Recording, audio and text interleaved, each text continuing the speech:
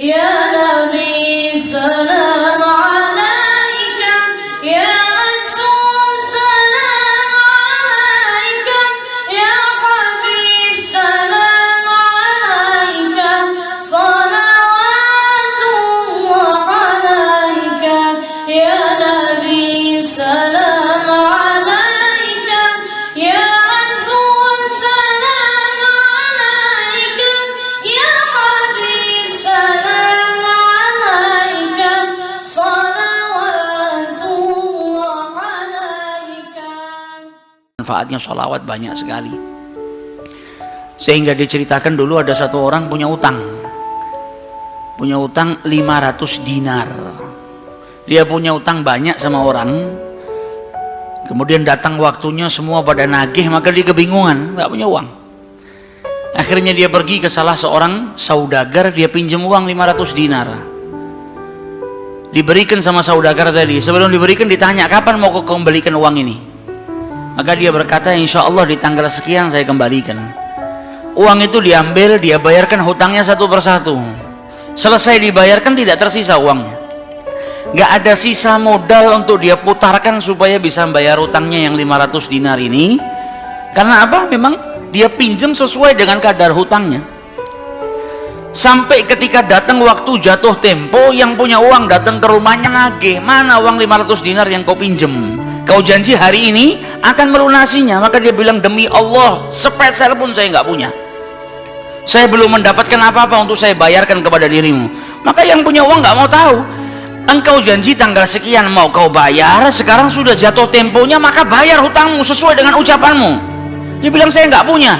Lalu begitu, ayo pergi ke Qadhi, pergi ke hakim. Nggak benar ini perbuatanmu. Maka yang ngutang tadi dibawa sama yang punya uang ke hakim. Diceritakan perkaranya, ditanya sama hakim, kenapa tidak kau bayar hutangmu? Bukankah engkau berjanji hari ini akan melunasinya? Dia bilang, iya saya berjanji, tapi saya nggak punya uang. Saya bukan pengkhianat, bukan orang yang mau berdusta. Kalau berdusta saya akan bilang saya nggak punya uang. Nggak ada perjanjian di sini, nggak ada bukti. Tapi saya ngaku kalau saya punya utang dan hari ini saya nggak punya uang untuk saya bayarkan. Maka Qadhi berkata, apa? Kalau begitu kau melanggar janjimu, maka engkau harus dihukum, engkau harus dipenjara. Maka yang utang tadi bilang apa? Kalau begitu ya sudah, kalau memang hukumannya saya harus dipenjara karena saya nggak bayar utang, ya sudah saya terima. Tapi tolong berikan saya waktu 1 hari. Saya mau kembali ke rumah saya mau izin dengan istri dan anak-anak saya. Besok saya akan kembali ke sini lagi dan masukkan saya ke dalam penjara. Maka sang hakim berkata apa? Bagaimana mungkin saya bisa percaya dengan dirimu? Siapa yang menjamin dirimu? Kalau ada yang menjamin kau bakal kembali ke sini, maka saya lepaskan. Dia bilang, ya Qadhi, kalau saya niat lari, sudah dari kemarin-kemarin saya lari. Kalau saya niat lari, saya nggak datang ke sini. Maka percayalah saya akan kembali di esok hari. Maka kata Qadhi, jaminannya apa? Akhirnya lelaki tadi bilang apa? Jaminannya yang menjamin saya adalah Rasulullah SAW. Maka sang hakim bingung. Maksudmu yang menjamin Rasulullah ini bagaimana? Dibilang, ya hakim, kalau saya besok nggak kembali ke tempat ini, saya bersedia ditolak menjadi umatnya Nabi besar Muhammad SAW. Ini tidak main-main sumpahnya. Dan ini bukan sembarang orang, memang orang yang soleh. Dia bilang, berikan saya waktu sebentar, saya kembali kepada keluarga saya pamit dengan istri saya, besok saya kembali. Saya bersumpah dan saya siap dikeluarkan dari umatnya Rasulullah, nggak dianggap sama Rasulullah kalau sampai saya berdusta. Maka si hakim tadi mendengar sumpahnya seperti ini, akhirnya dipercaya. Kalau begitu kembalilah. Maka dia kembali ke rumah, dia ceritakan kepada istrinya, dia minta izin sama istrinya, suamimu ini mungkin besok di penjara karena nggak bisa bayar utang. Kata istrinya, kalau kau dihukum penjara, terus apa yang bisa membuatmu keluar sekarang ini? Kok tidak langsung di penjara, kok bisa kembali ke rumah? Kata suaminya, karena saya mendapatkan jaminan. Dari siapa? Dari Rasulullah. Dia ceritakan, saya bersumpah kalau saya nggak kembali di esok hari, saya rela tidak dianggap sebagai umatnya Rasulullah SAW. Maka istrinya berkata, selagi engkau ini mendapat jaminan dari Rasulullah atau kau menjaminkan Rasulullah SAW, maka ayo kita perbanyak sholawat. Semoga Nabi besar Muhammad SAW benar-benar menjamin dirimu. sholawat itu manfaatnya besar. Sholawat ini berkahnya luar biasa. Maka si suami sama si istri kemudian diperbanyak sholawat, membaca sholawat yang sangat banyak sampai mereka akhirnya tertidur. Yang laki yang punya utang tadi ketika tidur mimpi berjumpa dengan Rasulullah Shallallahu Alaihi Wasallam, dan Nabi dalam hadisnya telah bersabda, man ra'ani fakat ra'ani haqqa. Siapa yang mimpi berjumpa dengan diriku maka sesungguhnya itu aku, karena syaitan gak bisa menyerupai Nabi besar Muhammad SAW. Dan orang yang dalam hatinya ada mahabbah, orang yang rindu, orang yang membersihkan dirinya, orang yang memang benar-benar ingin berjumpa dengan Rasul SAW akan diperjumpakan oleh Allah Subhanahu Wa Taala dalam mimpinya ataupun dalam keadaan yaqdzatan, karena Nabi pun menjelaskan ada orang-orang yang bisa melihat Rasulullah SAW dalam keadaan sadar. Sebagaimana dulu diriwayatkan ada seorang santri kepingin ketemu sama Rasulullah, pingin mimpi. Tanya sama gurunya, sama kiainya, ajarkan kepadaku caranya mimpi ketemu Rasulullah itu bagaimana. Kata kiainya, apa? Gampang. Nanti malam kau makan ikan asin yang banyak, setelah makan jangan minum, kau tidur. Maka dia bingung, apa hubungannya ikan asin dengan mimpi ketemu Rasulullah? Praktekkan. Ini kiai mau mendidik santrinya yang betul-betul kepingin berjumpa dengan Rasulullah, pingin mimpi dengan Rasul Sallallahu Alaihi Wasallam. Maka malam hari datang dia makan ikan satu piring, setelah itu nggak minum, tidur.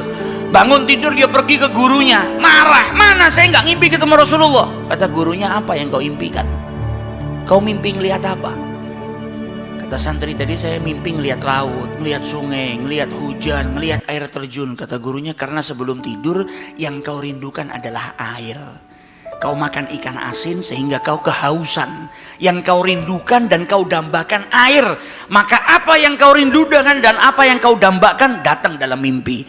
Coba setiap kali kau tidur kau rindu dengan Rasulullah. Coba setiap kali kau tidur kau ingin sekali dan minta sama Allah Subhanahu Wa Taala agar diperjumpakan dengan Rasul Sallallahu Alaihi Wasallam. Maka kau akan diperjumpakan dengan Nabi besar Muhammad Sallallahu Alaihi Wasallam. Nah, ini yang diajarkan sama para ulama.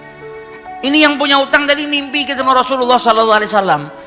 Dalam mimpinya apa kata Rasulullah? Kau jangan takut, jangan gelisah. Orang yang mahabbah, baca sholawatnya bukan sekedar baca, tapi baca dari lubuk hatinya, baca dengan penuh kecintaan.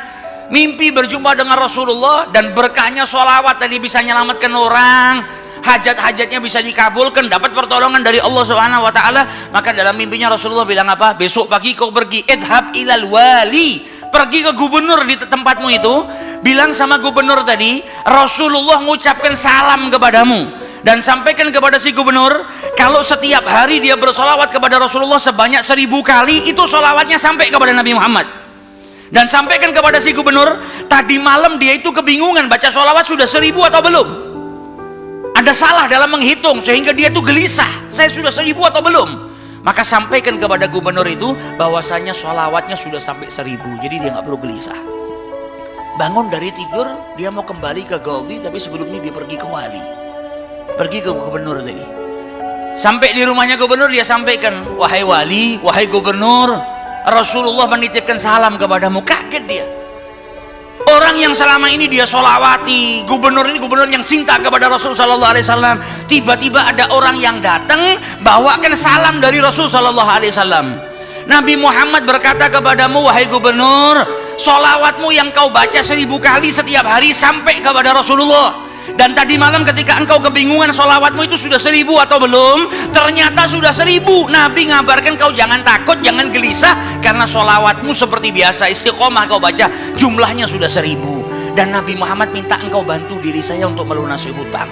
Maka saking gembiranya dapat salam dari Rasulullah, dapat kabar kalau sholawatnya yang selama ini dia baca sampai kepada Rasul Sallallahu Alaihi Wasallam. Ditanya utangmu berapa? 500 dinar. Diambilkan 500 dinar dari Baitul Mal. Setelah itu diambilkan lagi 2500 dinar dari uang pribadinya. Ini hadiah buat dirimu karena kau datang bawa kabar gembira kepadaku, yaitu Rasulullah Sallallahu Alaihi Wasallam mengucapkan salam kepadaku. Mahabbah. Kita belum tentu, kalau mungkin andai ada orang yang mimpi berjumpa dengan Rasulullah kemudian Nabi mengucapkan salam kepada kita, belum tentu kita bahagia sampai bisa mengeluarkan harta seperti itu. Tapi orang-orang yang mahabbah, kecintaannya sama Rasulullah luar biasa. Maka dia pulang dari rumahnya si gubernur tadi bawa uang 3000 dinar, utangnya cuma 500 dinar. Berkat sholawat dia bisa melunasi hutangnya. Maka dia pergi ke rumah qadhi, sebagaimana janjinya dia akan kembali. Dia ketuk pintu rumah qadhi, maka qadhi tadi ketika buka pintunya langsung memeluk orang tersebut, nangis yang luar biasa dan berkata apa? Alhamdulillah, berkat dirimu tadi malam saya mimpi ketemu Rasulullah SAW. Kata Rasulullah apa? Kalau engkau membantu orang yang punya utang itu untuk melunasi hutangnya, maka aku akan membantumu kelak di hari kiamat. Diambilkan uang 500 dinar diberikan kepada orang tersebut. Sampai qadhinya pun diimpiin sama Rasulullah SAW.